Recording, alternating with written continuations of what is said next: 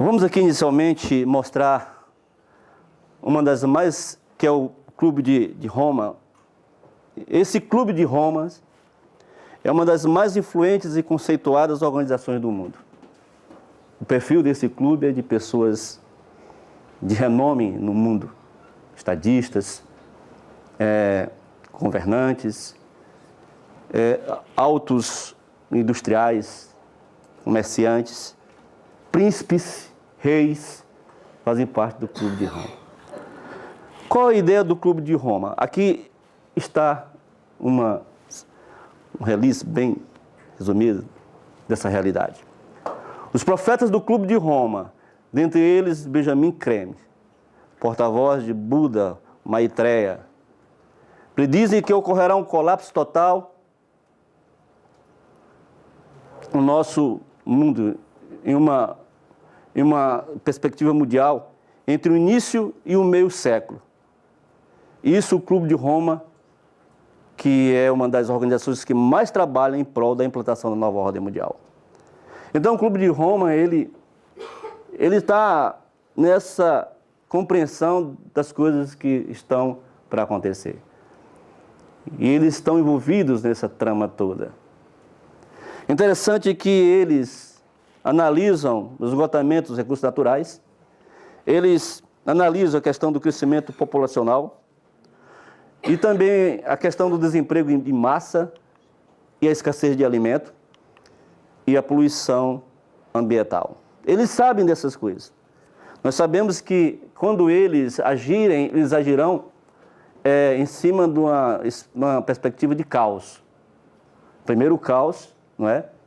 Para depois eles agirem com uma solução.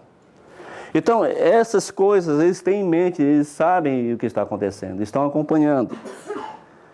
E eles, crise energética, porque todas essas coisas estão acontecendo já e vão se intensificar na medida que o tempo avança. Não podemos ser otimistas com relação a este planeta. Ele está com seus dias contados. A única forma de pessimismo que temos que ter, gente, é naquilo que o Criador, que o Deus Eterno tem a nosso favor. Se nós quisermos estar inserido nessa perspectiva de salvação que Ele nos oferece.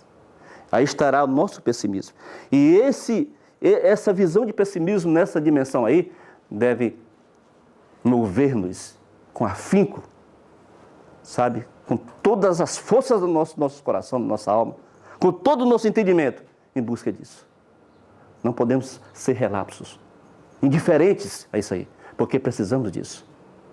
Nós precisamos estar na perspectiva do Eterno, na perspectiva de Deus, para poder sobreviver. Olha o que diz aqui esse cidadão, Juan Aurélio Pesce, ele diz, criador do Clube de Roma. Ele afirmou, haverá um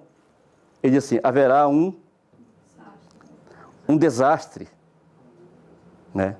Um líder carismático surgirá. Então, dar-se-á, chama isso aí da nova era, que na realidade descamba na nova ordem mundial.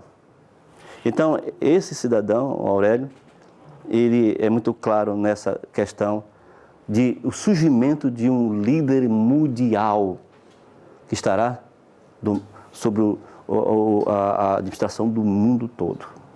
Essa é a perspectiva dele e ele está dentro. Bem, nós temos aqui outra coisa importante no aspecto religioso. Gente, quem está acompanhando essa questão não poderia deixar de lado a religião. Em todas as suas formas. Constantemente, autoridades políticas e religiosas reúnem-se em Roma.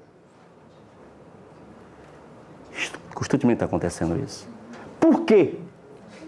Qual é a finalidade destas reuniões? Por que a religião está inserida nessa perspectiva, nesse desfecho que nós temos à nossa frente? Vamos estudar aqui. Notem que se você busca ver o que está acontecendo em Roma, você vai ver que ali reis, rainhas, autoridades do mundo todo presidentes de países, religiosos de outras religiões, tanto elas religiões cristãs como religiões filosóficas pagãs. Estão todos se concentrando em Roma. Por que isto? O que isso tem a ver com essa perspectiva nefasta que está à nossa frente? Vamos analisar. Aqui tem um pensamento muito importante que devemos absorver. Diz assim: os acontecimentos ligados ao final do tempo da graça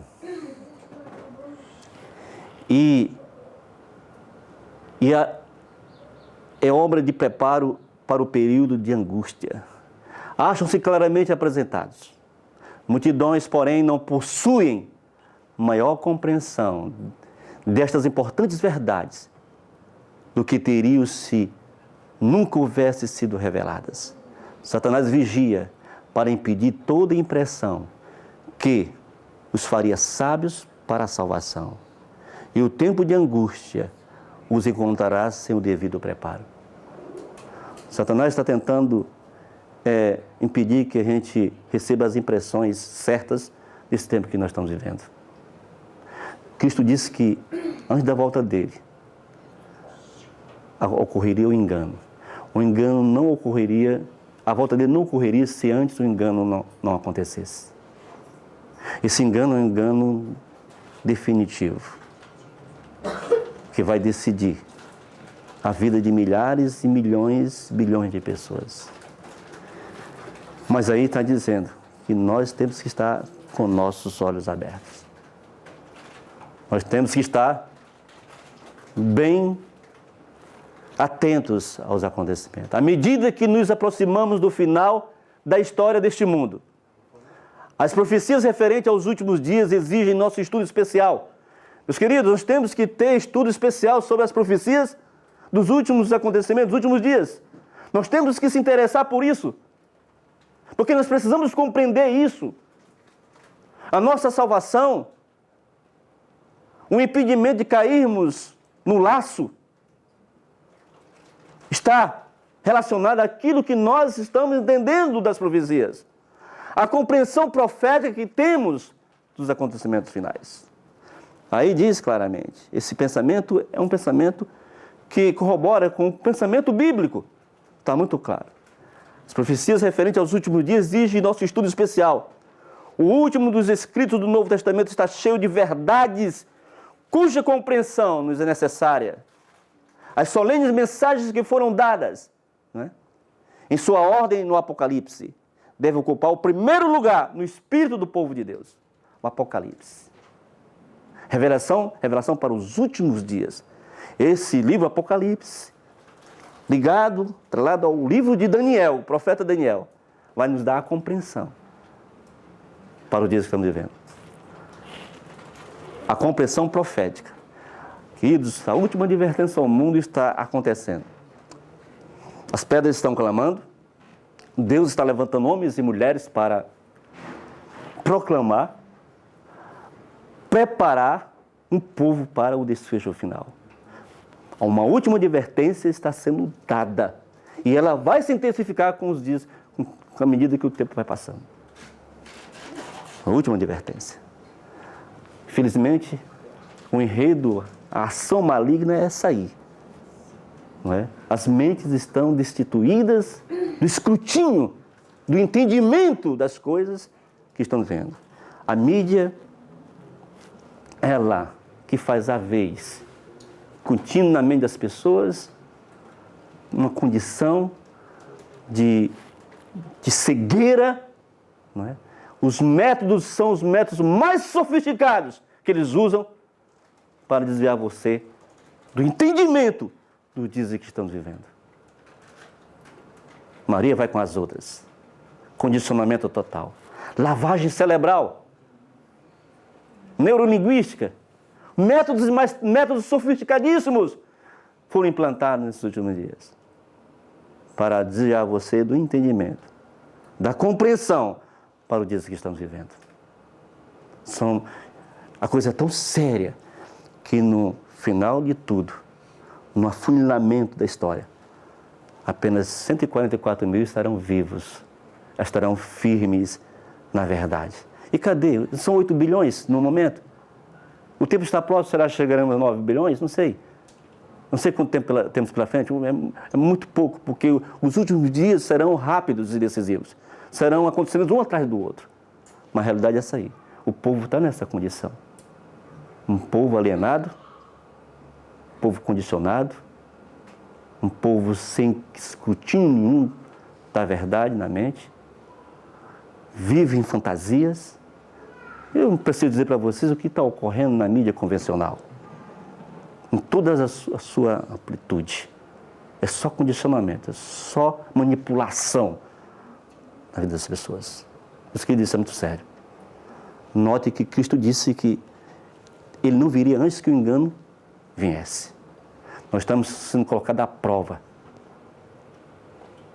Eu louvo ao Criador porque tem esse grupo aqui que recebeu o chamado, que vieram estar conosco. Como em muitos lugares que nós temos ido.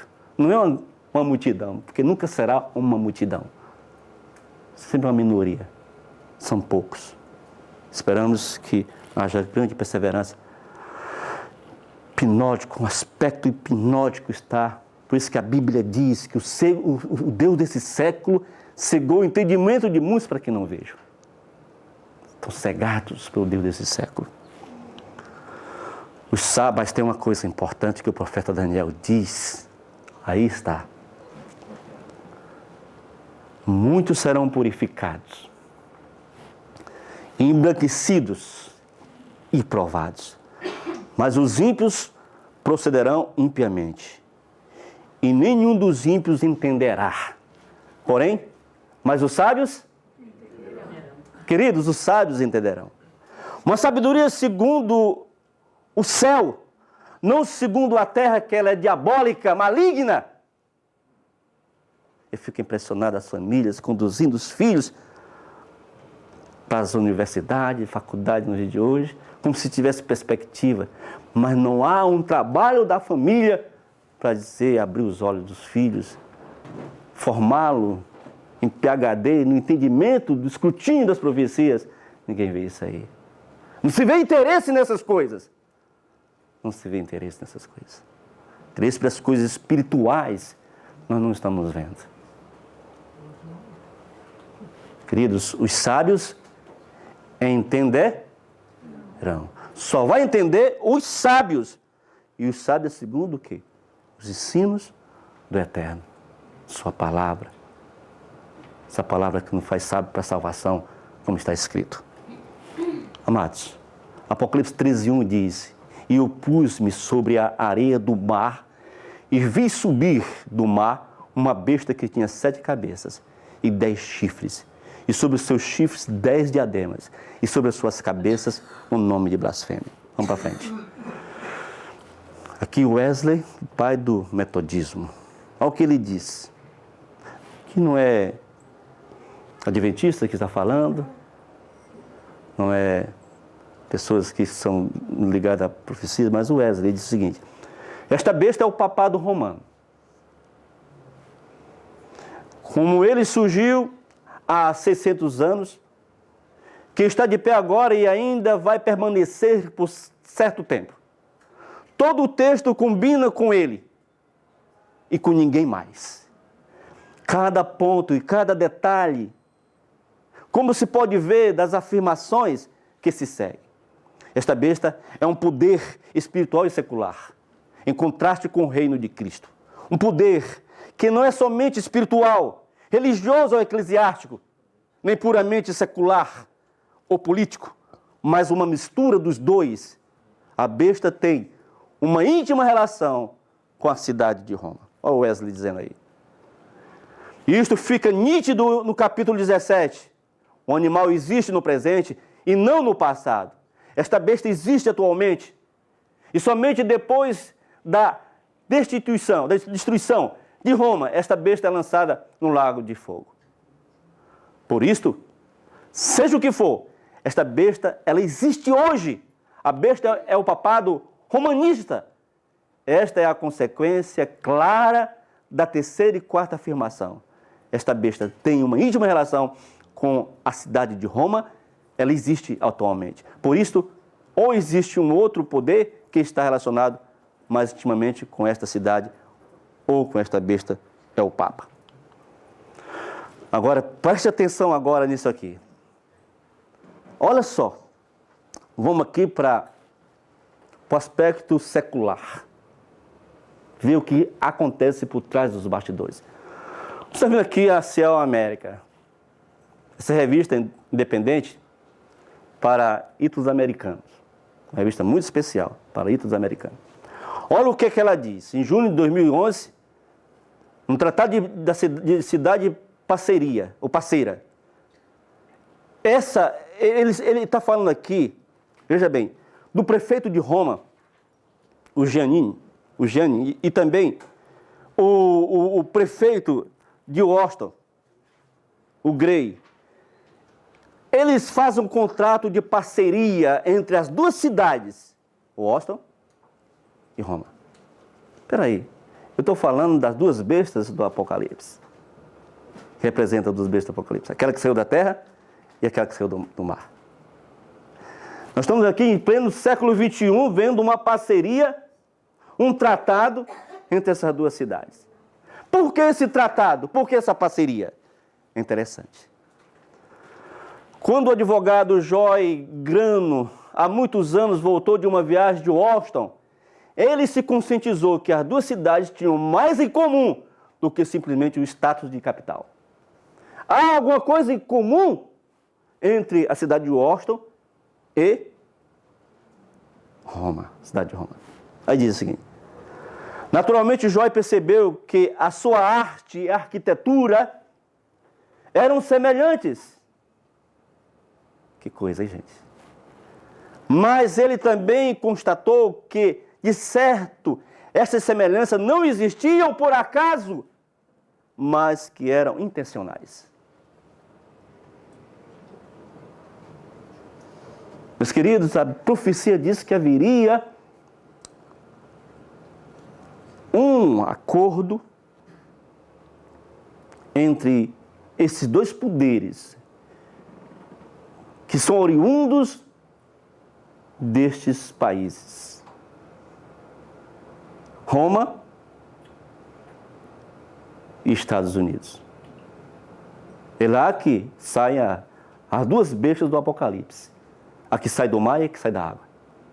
A que sai do mar é a besta de Roma. A que sai da terra, no caso, é os Estados Unidos, que surgiu de uma terra que não era habitada, não havia povoação. Isso é outro estudo que nós não podemos detalhar aqui. Mas o que nos chama a atenção é como é que um contrato desse é feito, como é que um acordo desse é feito. Como é que os detalhes juntam as peças do quebra-cabeça e sedimentam a profecia. Faz valer a profecia. Como ele disse, o Grão disse, que não é por acaso que ocorreu isso aí. Isso foi tudo premeditado. Vamos para frente. Você vê aqui o aspecto arquitetônico. Você vê aqui Roma, aqui, a catedral lá em Roma. E ali você vê lá nos Estados Unidos,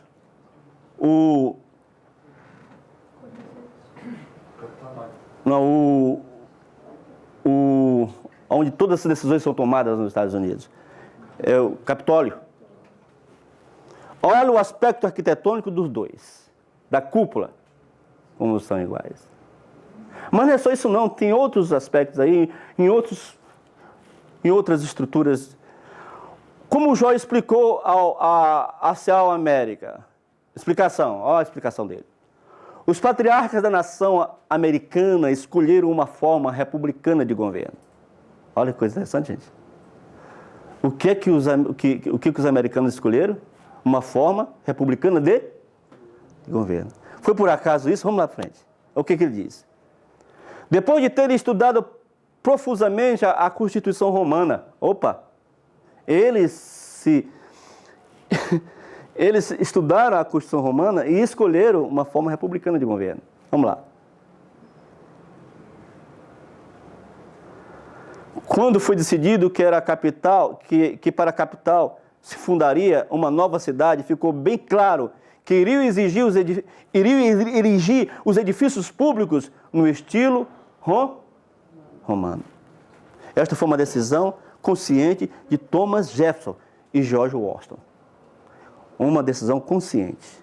Mas, na realidade, eles estavam confirmando o aspecto profético. Do que João tinha visto quando recebeu a revelação na ilha de Pátimo. Sobre esses lugares. Sobre essas cidades. Gente, é impressionante a profecia. Ela é tremenda. Com certeza, não é acaso que 3 edifícios do Legislativo, Executivo e Judiciário, Capitólio, a Casa Branca e a Suprema Corte, ao fim e ao cabo, terem modelos romanos. Olha aí, gente. Mesmo que em 2 deles, só indiretamente, Jefferson recomendou incisivamente que o Capitólio fosse uma construção arredondada, em forma de cúpula. Como consequência de suas observações, Joy Grant, com o tempo, se tornou a força motriz dos esforços de Roma, de tornar Roma e Washington, o quê? Cidades irmãs. Tremendo isso aí. A concordância assinada terça-feira é o primeiro passo no caminho do qual muitos moradores de Washington e Roma esperam que fortaleça as relações entre as duas capitais e que seja o começo de novos projetos, iniciativas e um interesse comum. E é esses eventos que é conhecida a famosa, aí coisa interessante, e desse evento é conhecida a famosa Vênus do Capitólio. Uma das esculturas mais bem conservadas de Roma. E será exposta até 5 de setembro na Rotunda Ocidental da Galeria Nacional de Artes. Esta obra mestre, de quase 2 metros de altura, somente deixou Roma uma vez antes disso, quando Napoleão a capturou em 1797. Ela foi devolvida em 1816. Gente, quem está falando essas coisas aqui não é um religioso que estuda profecias do Apocalipse, Daniel. É um homem do mundo, mas ele descreve a profecia do Apocalipse, a união desses poderes. Mas vamos para frente. Aqui, a Galeria de Arte Nacional, publicada em 3 de junho de 2011. Importante estátua de Roma, capital Vênus deixa Roma pela 2ª vez, desde 1796. Aqui está a informação oficial do ocorrido. Você pensa, mas o que tem a ver essa estátua de Vênus aí? Tem muito a ver. Tem uma simbologia impressionante. Aqui está o Departamento dos Estados Unidos, não é? Falando dos comentários do Tratado das Cidades Irmãs de Washington e Roma, oficialmente, mostrando que são irmãs, né?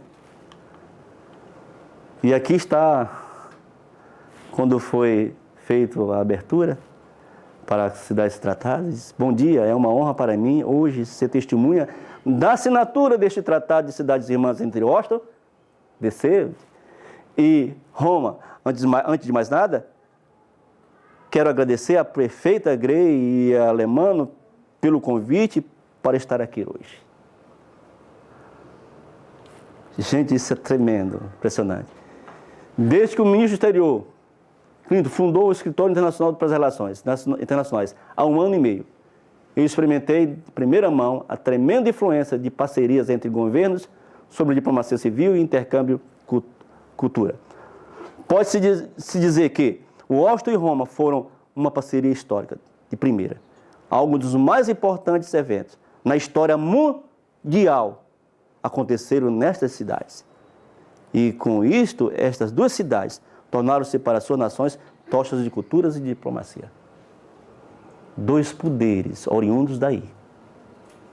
dos poderes que vão determinar o rumo da história deste mundo, de tudo.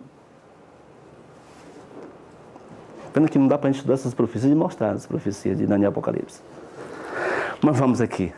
Para absorver essa história e cultura, americanos peregrinam até Washington para admirar locais históricos que datam de mais de 200 anos, enquanto que italianos peregrinam a Roma para admirar locais históricos que têm mais de 2.000 anos de idade. Outros aspectos marcantes é o esporte. As duas cidades são torcedoras roxas pelos seus respectivos times. E apesar de amarmos nossas equipes, não podemos esquecer que tanto Roma como Washington são sedes de governo e lugares, o quê? Onde são decididos assuntos significativos de alcance, o quê? Global. Gente, aqui, olha, aqui não é um... Aqui é um mudando, ele não está aqui apresentando a profecia. Mas ele está mostrando, gente, uma realidade, um ocorrido que remete para a profecia. O que acontece em Roma?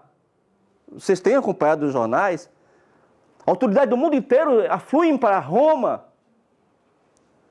Sem falar dos Estados Unidos.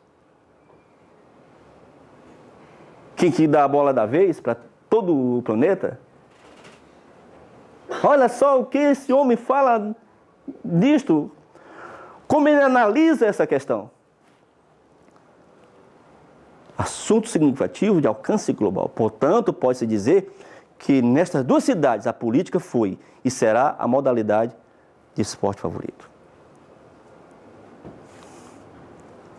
Aqui o The New York Times, ele diz o seguinte.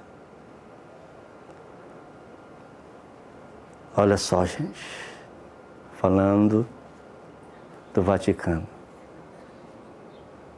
Os maiores jornais dos Estados Unidos. Olha o que ele diz. Cidade do Vaticano. O Vaticano pediu segunda-feira uma revisão do sistema financeiro mundial. E novamente,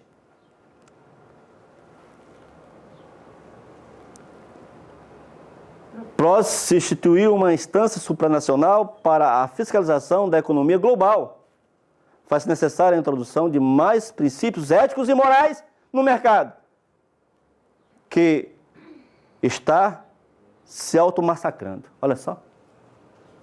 Roma, o papado, ele falando que essa questão financeira, da economia, tem que ter uma solução. E que para essa solução acontecer, tem que ser um homem que tenha ética. Um homem que tenha princípios, que não seja corrupto, como os governos são corruptos. Mas um homem que decida as coisas de forma justa.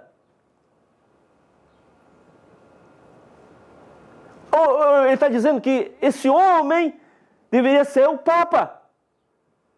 Como aquele presidente, ex-presidente, o Bush, olhou numa entrevista, o entrevistador perguntou para ele, quando você olha para o Papa, o que você vê? Quando você olha para sabe o que ele respondeu? Eu vejo Deus. Tá lá, tem uns filmes, não sei se vocês viram isso aí. Eu vejo Deus. Ele vê Deus. Eu estou falando de um protestante presbiteriano, que é o Bush. Eu vejo Deus. E ele diz, olha, precisa de um homem com ética, um homem de modelo espiritual, libado, um homem que seja honesto, que seja justo, que não seja corrupto, porque nós sabemos que o mundo todo, os políticos são corruptos.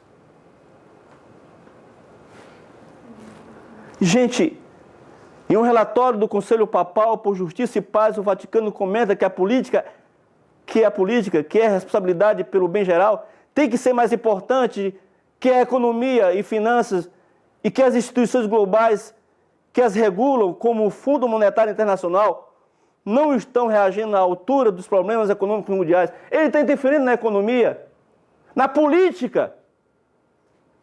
Aí diz, o documento é a expressão da preocupação da Igreja Católica sobre a instabilidade econômica e crescente desigualdade de salários e qualidade de vida.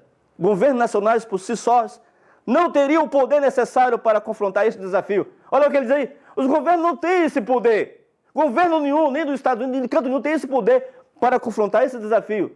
Mas nós temos. Nós temos esse poder. Vocês estão acompanhando, gente, como é tremenda a coisa? Mas vamos chegar lá, vamos se aprofundar nessa questão. Chegou o tempo de focalizarmos nosso olho em instituições de autoridade global. Porque se trata de bens fundamentais para a vida e felicidade de toda a família humana. Um só Estado não pode promover ou proteger estes valores, disse o cardeal Peter, presidente do Conselho Papal, na apresentação do relatório na segunda-feira. Isso nos constrangeu. O documento que o Vaticano chama de rascunho floreia as palavras: não temos que ter medo de introduzir novas ideias. Mesmo se as forças existentes formarem contrapesos para o domínio dos mais fracos, isso levasse a uma desestabilização, concluiu o documento. O conteúdo lembra os refrãos dos movimentos de protesto contra a ordem financeira mundial, como os Dignidade de Madrid, do Occupy, né? Apesar disso, o documento não é uma manifestação,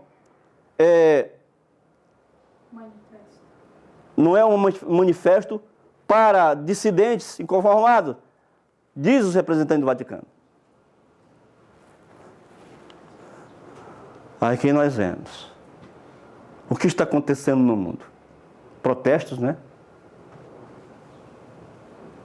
Tivemos duas grandes crises que afetou o mundo. 2001, Torres Gêmeas. 2008, a bolha imobiliária, que desmoronou a economia americana. Está se esperando agora em 2015, dentro dessa chimitá. Ela correu a primeira, a segunda e a terceira. Já tem que acontecer uma terceira, que será a pior, a devastadora. E de lá para cá, meus queridos, o que nós temos visto? Manifestações. Em todo o mundo, não é só no Brasil. No Brasil não se fala. Está aí, o Brasil vive, hoje em dia, respirando manifestações, não é verdade? Encontros mais encontros, não está acontecendo? Mas no mundo todo está assim. Tanto faz na Europa, nos Estados Unidos, em todo canto do mundo está acontecendo manifestações. Quebradeira por cima de quebradeira. Os jornais não param de relatar. Aqui, por exemplo, aqui nos Estados Unidos, policiais norte-americanos usaram spray de pimenta contra estudantes na sexta-feira, que participaram de uma campanha pacífica contra a ocupação da Universidade de Califórnia. 10 manifestantes foram presos. Isso aí é coisa da ordem do dia, esses assuntos, esses acontecimentos. E vão se intensificar a cada dia que passa. Isso é no mundo todo, nós estamos vendo os jornais, os grandes jornais noticiando. E aqui na Inglaterra, queimando, o que aconteceu, eles queimando, incendiando, os manifestantes incendiando as ruas da cidade. Não é? Isso vai continuar, prédios queimando, carro. Foi chamado para uma mudança radical da política em Espanha. Aqui, foi quando aconteceu na questão da Espanha, os manifestações se veem representados por nenhum partido tradicional, nem favorecidos pelas medidas que têm apoiado os políticos. A imprensa espanhola tem trazido os protestos para a crise econômica em conjunção com o Time de Stefan, para outra geração e tal. Os atuais protestos no Oriente Médio e Norte da África, Grécia, Portugal, bem como o protesto islandês e mutins de 2009. O movimento foi inspirado nas revoluções de 2011, na Tunísia, no Egito e as revoltas de 1968, na França e 2008 na Grécia. Os protestos começaram pouco antes das eleições locais e regionais de 22 de maio. Apesar dos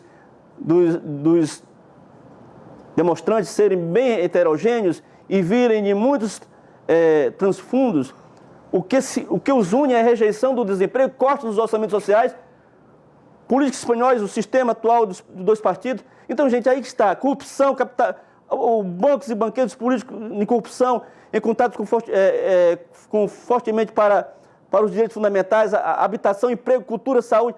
Tudo isso aí é a mesma modalidade, o mesmo modelo em todo o mundo.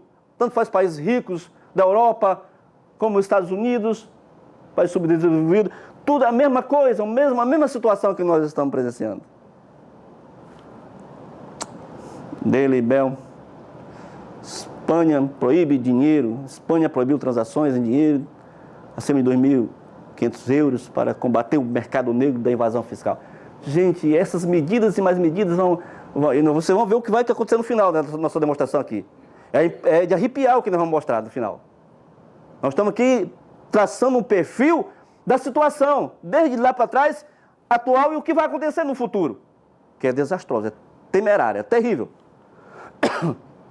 Aqui, a União Europeia tem uma data de validade. Esse grande, esse Adriano aqui, Sabucho, é impressionante o que ele diz sobre a União Europeia. E a União Europeia? Por que a União Europeia? Como é que ela surgiu? Qual foi o propósito? Quem fundou a União Europeia? Eu estou falando aqui já do berço lá de Roma, lá onde está Roma, porque Roma pertence à União Europeia.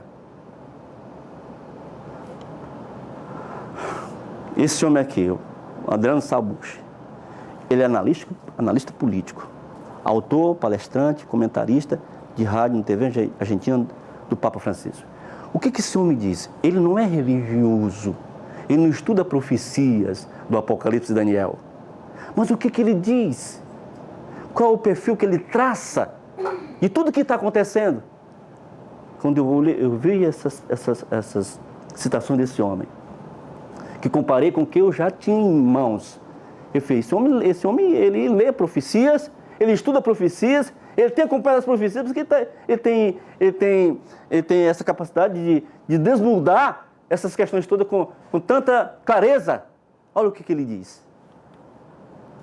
O que é isso aqui são palavras dele. O que é o governo mundial chamado a nova ordem mundial, globalização? Ou o meu favorito.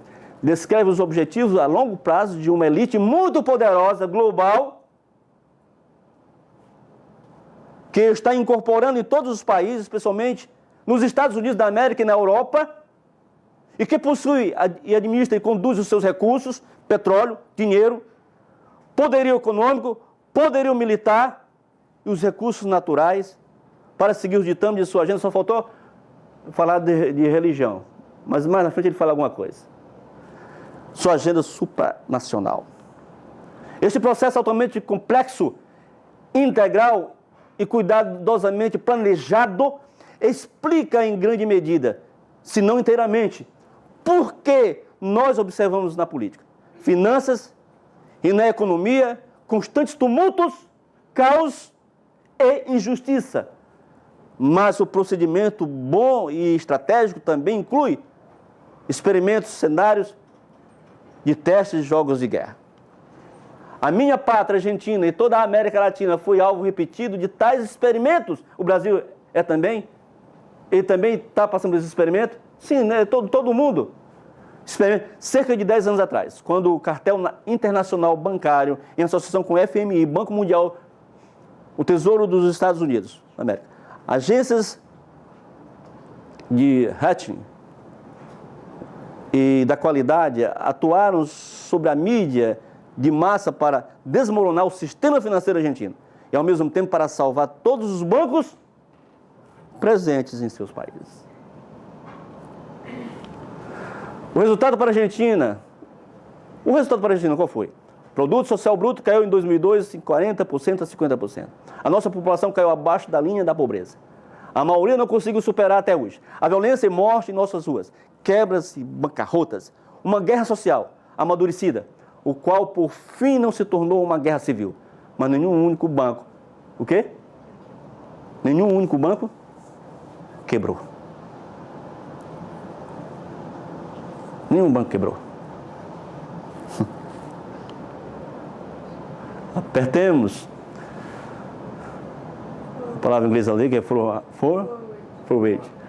Para a Grécia de hoje, Islândia, Itália, Islândia, Espanha, Estados Unidos, América, Reino Unido, Portugal, ali a mesma coisa acontece, vez após vez, sem dúvida. E não se trata de erros de qualquer governo, trata de um modelo real para governar nações inteiras ao se impor dívidas públicas desnecessárias e falsas. O mundo inteiro está nessa teia. Uma das principais lições da Argentina, como se pode dominar? Nós somos o povo, com guerras psicológicas e a mídia em massa, para que a população no final aceite todas as dificuldades, enquanto os réus nos bancos e nos governos não perdem nada de seu dinheiro, permanecem no poder. Será que a União Europeia é um experimento semelhante, só que em âmbito muito maior? Um experimento como se pode meter baixo uma camisa de força de uma união burocrática, países totalmente diferentes, com línguas diferentes, sistemas diferentes, culturas, passados e histórias diferentes que continuamente rouba a soberania nacional? Uma espécie de manual para a subjugação voluntária dos 27 Estados-membros da União Europeia, para que aceitem uma administração, um parlamento, um presidente não eleito, um exército, uma bandeira e uma moeda? O que globalistas aprendem dos problemas da União Europeia? Será que as crescentes dores de crescimento na Europa são um sinal de que depois de mais de um século de construção da Europa, que hoje somos testemunhas de uma demolição controlada da União Europeia para que se possa reconstruí-las em algo novo? Gente, esse é o pensamento dele, ele está analisando.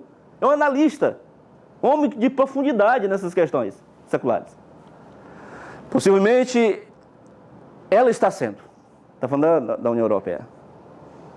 Ela está sendo moldada e transformada em algo que corresponde mais ao desejo do seu coração.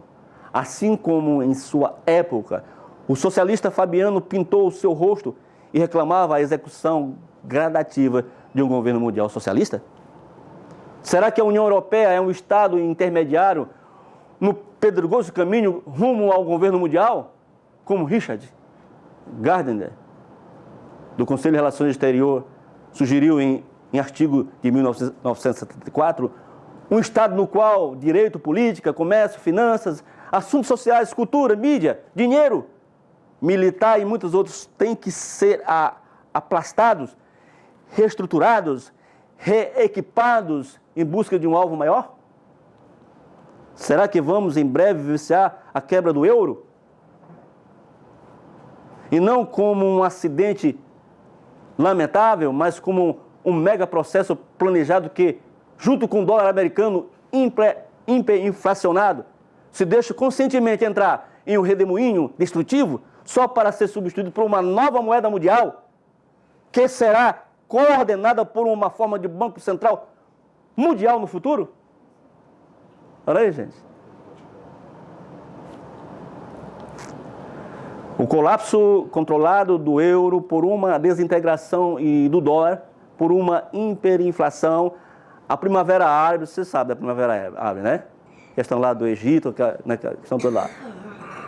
Contada sobre a medida, tudo isso e outros eventos provenientes da Europa, dos Estados Unidos, outros países que minam a soberania nacional em todo o mundo, acompanhadas por uma série de guerras precisas e intencionais e apoiadas pelo crescente monopólio da mídia em massa do Ocidente. Isso é tudo um grande acidente ou são simplesmente manifestações diferentes da mesma Leviatã que se esforça atentamente por um governo mundial? Olha só, o homem considerando a questão. Parece que ele leu a profecia bíblica, né? Sim, profecia bíblica. Aqui é questão da Primavera Árabe, né? O serviço foi terrível, foi substituído por uma forma de governo militar, 4, né? Primavera Árabe que não são espontâneas como a mídia em massa do Ocidente nos quer fazer acreditar. Não são espontâneas, foi tudo engendrado, foi tudo armado, por trás dos bastidores. Como no Brasil está acontecendo. Está havendo um trabalho de armação para definir uma situação que os poderosos na frente querem. Tudo armado. O Ocidente nos quer fazer acreditar. Os seus promotores atrás dos bastidores sempre recebem um pouco de ajuda dos seus amigos mega planejadores da poderosa elite mundial. Para os cidadãos esclarecidos, eles não são nada mais do que marionetes que, ao final das contas, são de alguma forma controlados pela elite financeira. Cartéis bancários, companhias de exploração e mineração, aglomeradas de mídia, os lobbies nacionais e estrangeiros, ou uma ampla gama de belicistas. De fato, esta é uma nova forma de guerra psicológica. E as mídias do mundo inteiro tornam-se, por tabela, em armas de destruição, em massas mentais, de modo que as pessoas não mais reconheçam e compreendam o que é feito para eles. Como em todas as guerras, se trata de conquistas e dominar os países e regiões inteiras. O povo não sabe de nada, cego, preocupado com outras coisas. O povo é leviano, o povo mudando, perspectiva sempre mudando, mas não vem nada disso.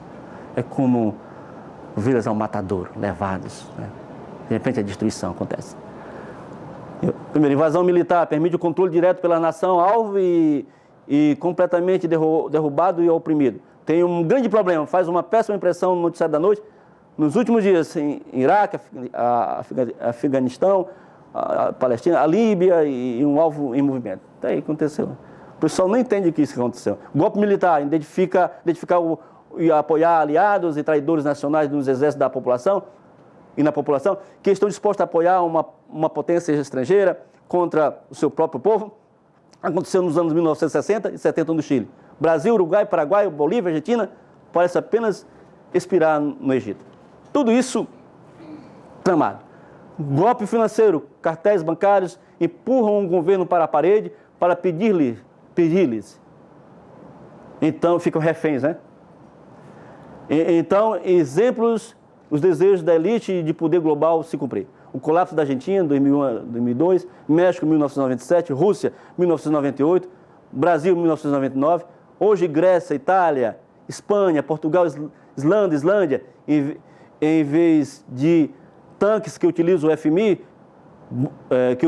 FMI, Banco Mundial, Estados Unidos, o Tesouro, né, o Banco Central, né? Aqui, queridos, países que abrem os olhos e veem essas coisas, como nós vemos hoje em dia a formação do BRICS, né? Que é a China, o Brasil, a Alemanha, a Índia e agora a África, né? A Rússia e a África do Sul. Eles estão vendo isso aqui, eles querem sair dessa teia, que eles sabem como é que a armação é feita. Será que eles vão conseguir alguma coisa? Consegue não.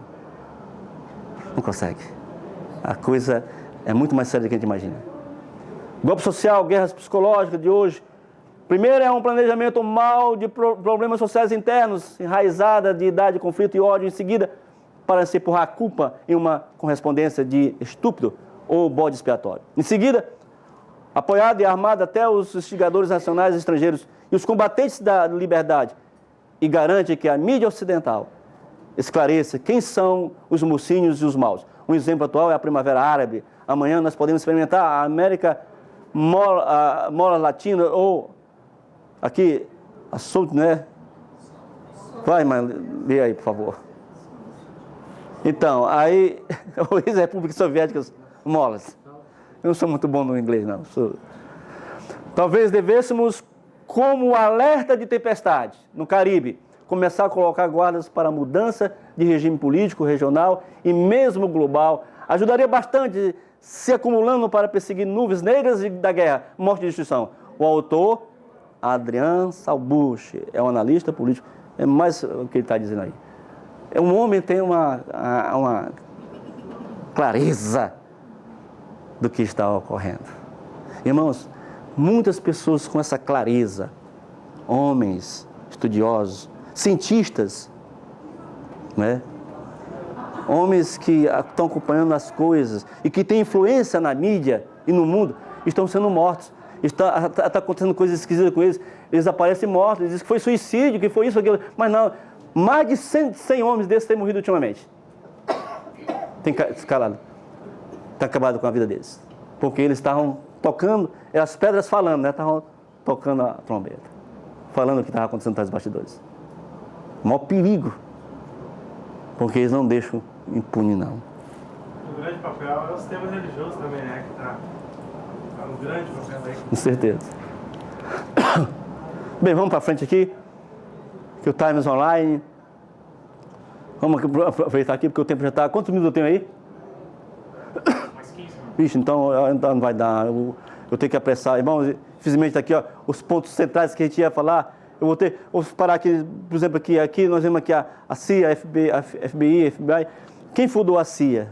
Foi um católico, cavaleiro templário, William Donovan. Ele é visto como o pai da CIA. Quem era ele, queridos? Católico. Da onde ele era? Qual o braço da igreja romana? Ele era o quê? Cavaleiro templário. Ele fundou a CIA. A CIA. Ele foi diretor do OSS. Ali está o FBI. Quem criou o FBI? Foi Charles Joseph Bonaparte. Um cavaleiro também? Templário. Todos esses homens que criaram toda essa estrutura que está aí, que está canalizando o mundo para uma nova ordem mundial. Tudo, querido, tudo foi planejado.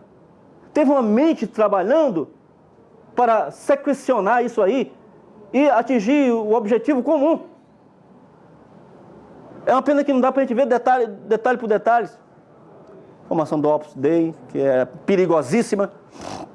Vem o reino deles. Jesuítas terríveis, né?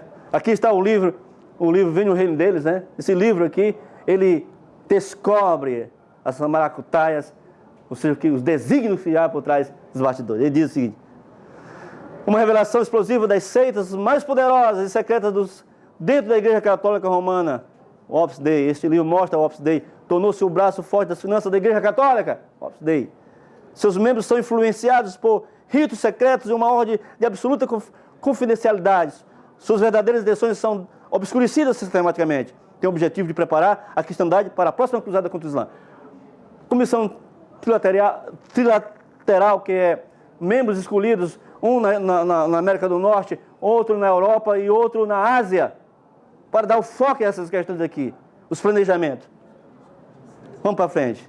Aqui estão eles, os 3 presidentes dessa comissão. Querido, o tempo realmente não permite a gente parar mais. E aqui, essa palavra é desculpe. Como é que é, Denise? Sem desculpas. Em seu livro, Sem Desculpa, o ex-senador conservador Barry Gold criticou o grupo de discussão com uma aspiração jeitosa e sistemática por poderio e consolidação dos 4 centros poderes: política, dinheiro, intelecto e igreja. Olha só, para a construção de quê? De um poder econômico mundial acima do governo político e respectivo país. Aqui o clube, queridos, aqui é interessante. O clube Bilderberg, que as pessoas dizem, isso aí não existe, mas existe. Estão se reunindo agora em junho. Estão se reunindo lá no Alpes, né?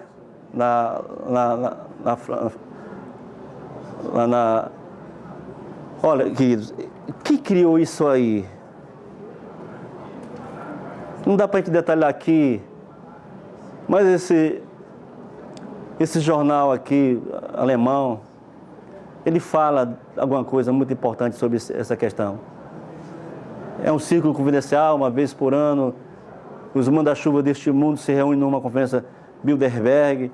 Neste ano, o chefe do Partido Verde, Jürgen Trinti, também esteve lá. Este tem que se justificar agora por sua participação, até amigos do próprio partido o admiram.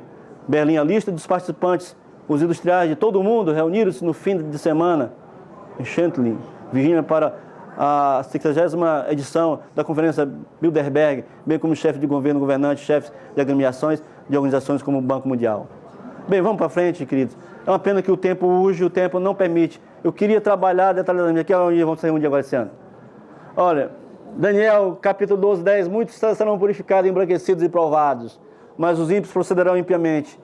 E nenhum dos ímpios entenderá, mas os sábios entenderão. Os zeladores da aliança, ele com lisonjas perverterá, mas o povo que conhece o seu Deus se tornará forte e fará proeza.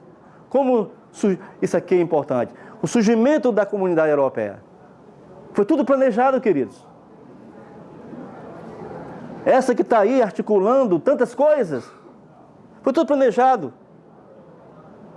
Aqui diz que os Bilderberg, em 29 a 31 de maio de 1954, em um pequeno hotel em Arnhem, no altiplano oriental da Holanda, se encontrou um grupo de importantes estadistas, financeiros e intelectuais das principais nações europeias e dos Estados Unidos em uma conferência internacional comum. O que eles estavam fazendo lá? A criação da comunidade, trabalhando na questão da comunidade europeia. Mas quem articulou isso, e foi de maneira precisa, foi um jesuíta, o Dr. Joseph H. Hitler. Ele quem idealizou, ele que trabalhou, ele que fez as discussões, ele que foi pela Europa toda, visitando os grandes homens, os presidentes, homens de projeção, e trabalhando a mente deles para a criação da comunidade europeia. Ele, e quem é ele? Um jesuíta. O homem é um jesuíta. Mas ele que traçou todos os planos para definir a questão da comunidade europeia. Por um objetivo que eles tinham. Que tinha. Ele trabalhou isso aí. Aqui, ele aqui, né? Jesuíta, meus queridos. Jesuíta. Esse homem, ele foi o criador da comunidade europeia. Não dá para detalhar. O Vaticano diz que os problemas financeiros do mundo mostram que a política precisa de quê? Da religião. Infelizmente, eu queria detalhar isso aqui. Mas, gente, ele é muito claro em falar isso aí. A religião tem que estar ligada com o problema financeiro, com a solução econômica do mundo todo. Ela tem que estar ligada. Vocês viram no começo, quando eu disse que para essa questão tem que ser um homem de cunho moral ilibado. Um homem sério. Porque os corruptos deste mundo, eles não mais têm condições de administrar finança nenhuma dos países. Então ele busca para ele essa prerrogativa para definir essa questão. Aqui está ele, as reuniões constantes para tratar desse assunto, né? E ele trabalhando, não dá para a gente traçar o perfil, eu quero adiantar porque eu quero chegar a um ponto para a gente terminar a questão. Aqui está, isso aqui, querida, é um cartaz da comunidade europeia. Ele mostra ali a Torre de Babel inacabada, né? Inacabada em construção. Ali os países que integram, no centro ali está o Baphomet, o cara de bode. E ele diz isso aí. Aqui, vamos para frente aqui, eu quero chegar aqui no ponto, porque o tempo já avançou, que esse aqui não posso deixar de apresentar. Isso aqui é muito sério. Aqui tem, todos esses homens grandes que o mundo, sabe, ovacionou, eles estão ligados às instituições secretas de Roma. Estou falando aqui o presidente da África do Sul, não é? Já morreu. Todos eles têm uma ligação. Todos eles. Como aqui. A pena que não dá para a gente tecer. Até mesmo os orientais, queridos, têm uma ligação. Fazem parte. Né? Promeja aí no Japão. Vamos para frente aqui. Não dá para a gente... Aqui, esse indivíduo aqui, que é o pai do mormonismo, ele foi até assassinado, né? Ele também era maçom e era ligado às secretas. Quem continuou o trabalho dele foi esse católico aí, na realidade que... Bem, Apocalipse foi-lhe concedido que desse espírito à imagem da besta, para que também a imagem da besta falasse e fizesse que fosse morto todos os que não adorassem a imagem da besta. E aqui, querido, vamos chegar à questão. A questão, definir a questão agora. Como eu disse, o tempo... Aqui tem a questão do domingo, quando a imagem da besta, ela traz para si a prerrogativa de que ela tem o domingo como sendo o seu sinal, como sendo a sua marca. Ela é muito clara, a sua marca de poder eclesiástica, ela diz, o domingo é nossa marca de autoridade, a igreja está acima da Bíblia. Esta transferência da observância do sábado é prova deste fato. E qualquer protestante que guardar o domingo reconhece isso. É Roma dizendo. Porque a questão toda que está aí acontecendo tem a ver com o domingo também. É uma pena que não dá para a gente traçar esse perfil por causa do tempo.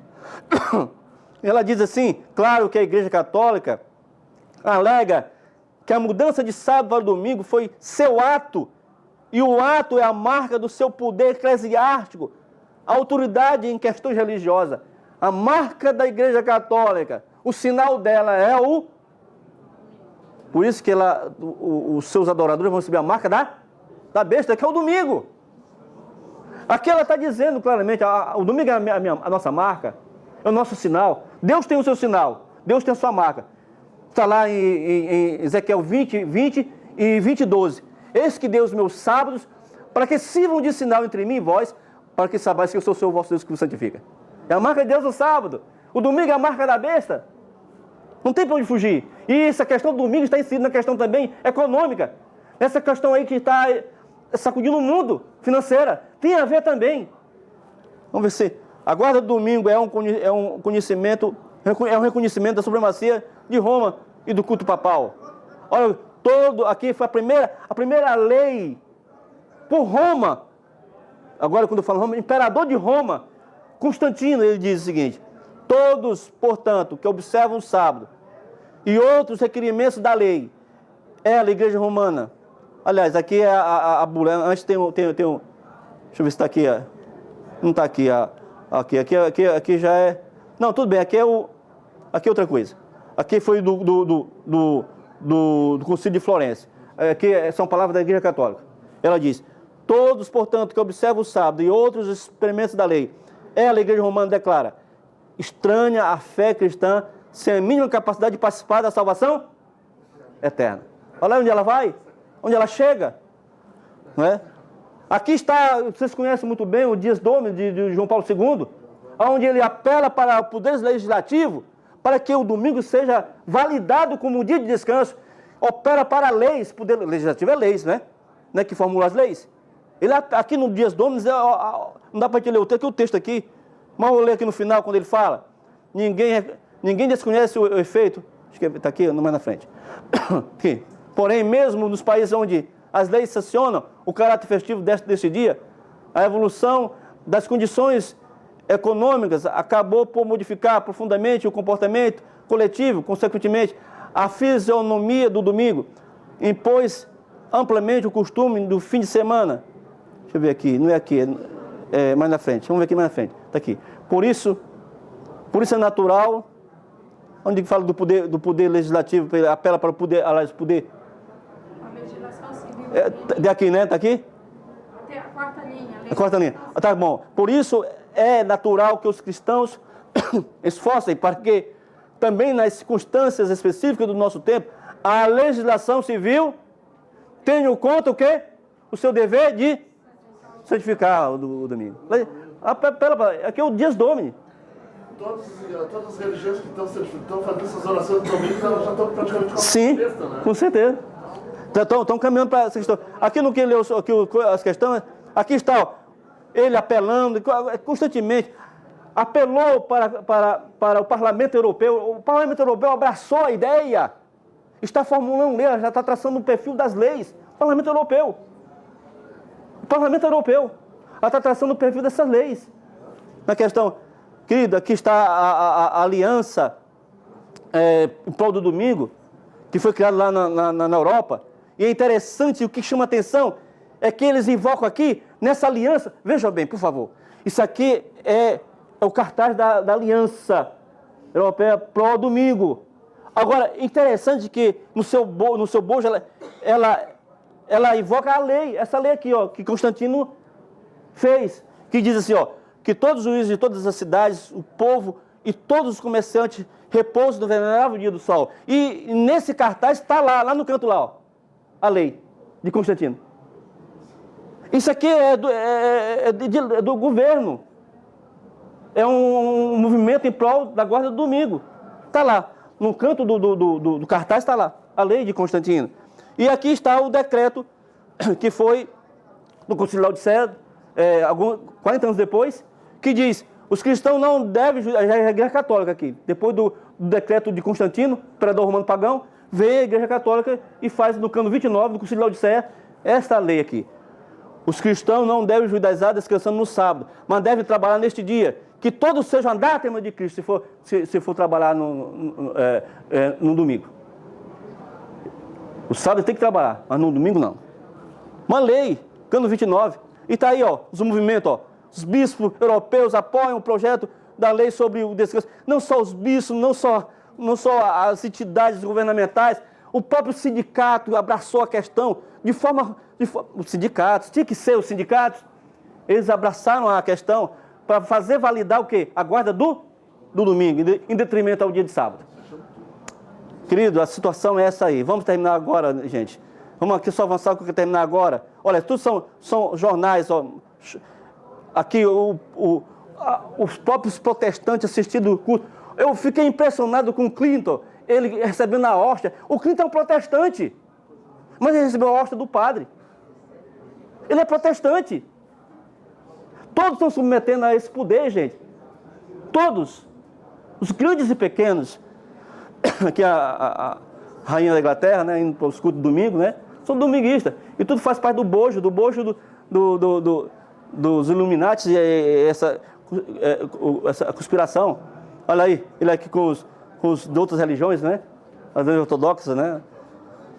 Tudo. A religião aliada à política é uma arma perfeita para escravizar ignorantes e fazer as coisas acontecerem. Está aqui, ela é uma besta montada, né? Ela é montada sobre uma besta. A besta que ela é montada é o poder político. A igreja romana se monta no poder político. Ela é respaldada pelo poder político. Vamos lá, gente. É uma pena que estou terminando. A autoridade da igreja e do Estado vão se unir para subornar e persuadir ou forçar todas as classes a honrar o domingo. A falta de autoridade divina será suprida por legislação opressiva. A corrupção política está destruindo o amor, a justiça e a consideração para com a verdade. E mesmo na livre América do Norte, governantes e legisladores, a fim de conseguir o favor do público, cederão o quê? Ao pedido popular de uma lei que impõe a observância do domingo. A liberdade de consciência obtida a tão elevado preço de sacrifício não mais será respeitada. Bem, a economia está galopante numa quebra, num colapso. A situação é desastrosa o que vem pela frente. Aqui você está vendo então a economia ela está na sua bancarrota. Quando você olha para a China exigir dos Estados Unidos que ordenar a sua economia, na moral, hein? Na moral, os Estados Unidos 80% está na pobreza. E está caminhando para 80% da pobreza, já caminhando para 80% da população pobre, miserável. Que era o sonho americano, né, gente? Mas o sonho americano está tornando um pesadelo americano, né? Esse homem aqui tem algo a dizer. E daqui, vamos rapidamente mostrar. Esse homem aqui é um bilionário. O nome dele é Célio Cavalli. Esse homem, ele é um estudioso do assunto. Ele é um investidor também. Um grande investidor, bilionário nos Estados Unidos. Um homem que conhece todos os trâmites da economia e tudo o que está acontecendo na economia. Ele diz categoricamente que a economia está caminhando para a bancarrota. O lastro de ouro, ele diz que os bancos não têm ouro. Que os países, os bancos centrais do mundo todo estão confeccionando dinheiro, papel. Muito papel, muito. Todos os bancos centrais do mundo. Aí você vê o dólar dando a subida, né? Chegando quase a R$4 o dólar, né? Ele diz que as teias da economia, ela está para dar o golpe final em todos os cidadãos do mundo. E ele diz, esse homem disse, olha, todo o dinheiro aí que está aí vai se tornar papel, sem valor nenhum. Gente, não vai ser uma recessão como aconteceu no passado, que as pessoas se suicidaram, né? Muitos se suicidaram por causa da recessão, né? Não foi? Recessão, depressão. Foi. Mas acontece que essa aqui não é recessão comum. É uma recessão que vai atingir grandes e pequenos. Milhares de pessoas vão morrer desesperadas porque o seu nível de status social baixou, zerou. Ficaram miseráveis. Gente, o dinheiro, da noite para o dia, se acabou. Pessoas que têm aplicação em commodities, pessoas que têm aplicação na bolsa, pessoas que têm aplicação em tanta coisa, não vai valer nada. É uma jogada deles, eles são terríveis. E vão fazer isso com toda a população do mundo.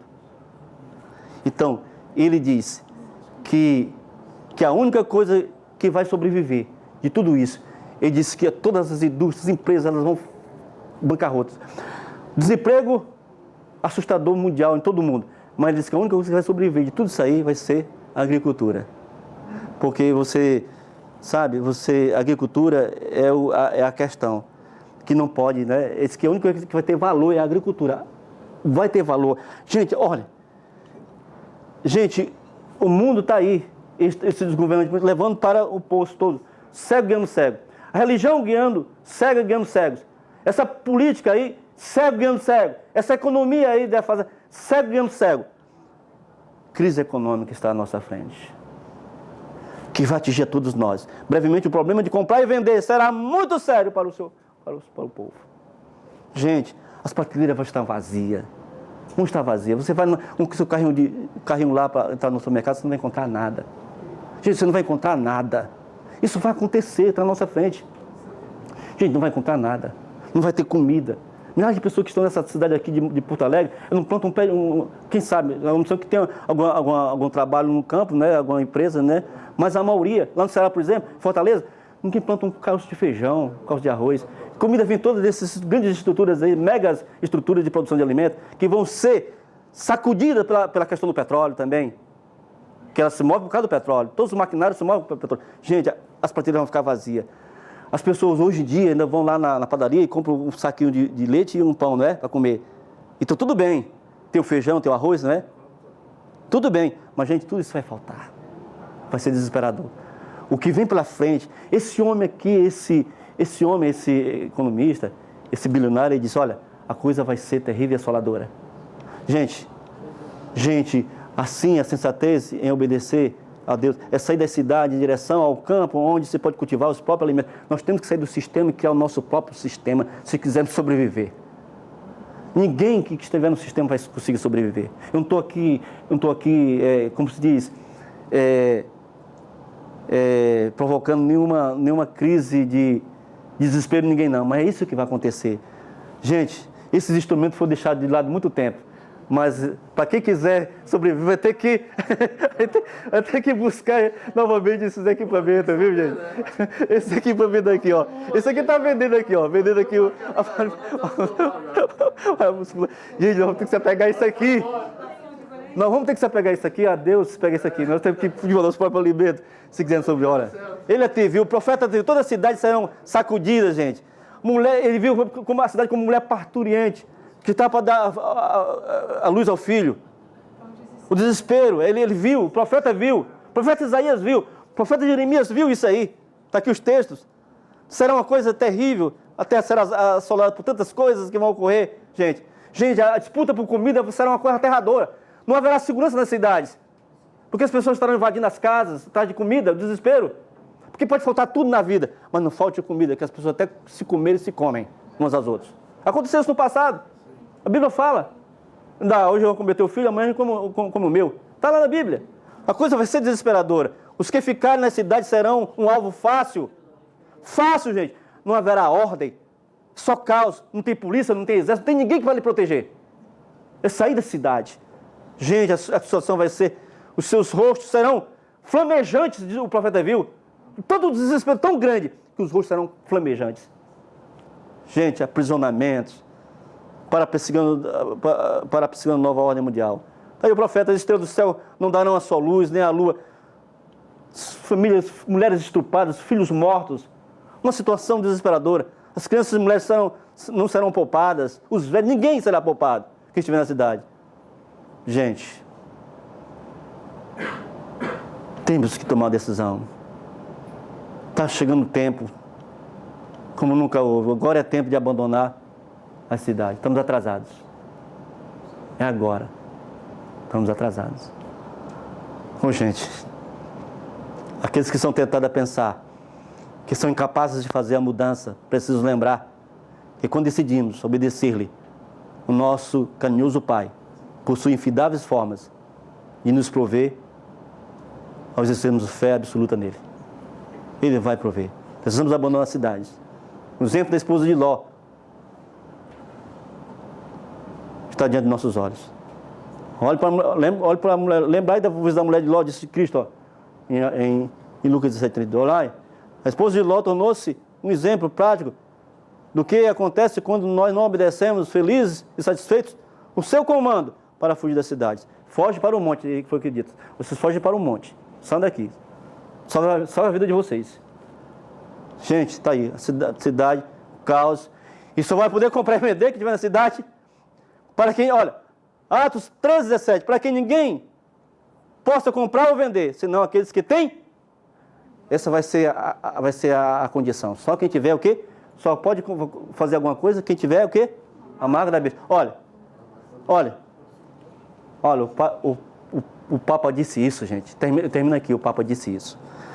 Foi um dos últimos que foi bombástico, revelações do Papa. Ele citou a história de José, que foi levado cativo para o Egito, e que, de lá, ele ficou e o povo de Israel, o povo dele, uma grande seca levou eles ao Egito. Eles tinham dinheiro, mas não tinham alimento. Aí ele pega, aplica isso a ele. Ele aplica isso a ele. A ele aqui, ele aplica e diz, olha, José faminto, falando de José. Isso aí é um documentário interessante. Ele diz assim, ó, mas não podiam comer o dinheiro. Dinheiro não vai ter valor nenhum. Aí vão atrás de quem? Ele disse que ele tem a solução. Ele é José. Está tudo planejado, está tudo estruturado. Está tudo estruturado. A terra vai estar numa condição que ele vai conseguir envolver a pessoa num grande engano, num grande marasmo dele, que é submeter a ser marcado, a receber a marca da besta. Por isso Deus está chamando o seu povo, saia da cidade.